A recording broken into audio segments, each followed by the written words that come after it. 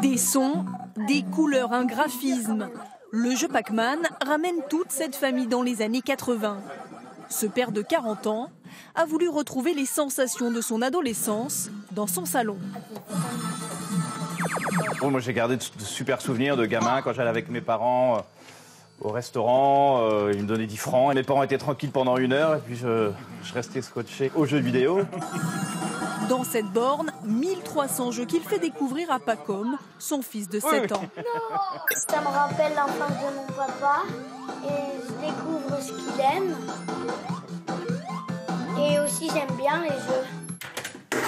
Ce chef d'entreprise a dépensé 1 700 € pour ce modèle flambant neuf.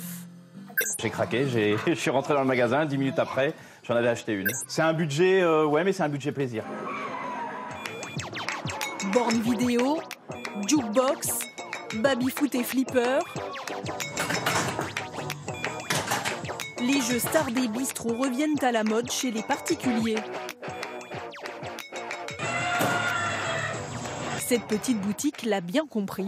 Un jukebox à CD dans les années 80-90, mettre un peu de son.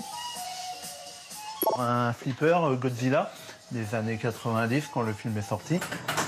Un modèle rare qui se négocie à 2 800 €. Il y a quelques mois, cet ancien maçon n'a pas hésité à changer de métier pour ouvrir ce magasin.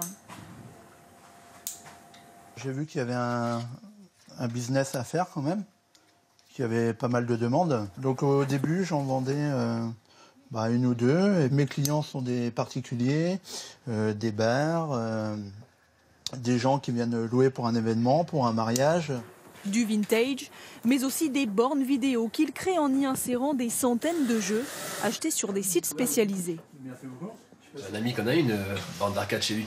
Ça vous fait rêver? Ouais, ça fait rêver, ouais, j'aimerais bien avoir ça, oui. Grâce à cet engouement, certaines sociétés en difficulté sortent même la tête de l'eau. Cette entreprise de baby-foot a été relancée il y a 4 ans. Moi, je monte la caisse et après, je passe à mon collègue qui, lui, montera la mécanique. Un succès. Le patron a recruté 9 salariés. Sa clientèle, des particuliers et des hôtels de luxe.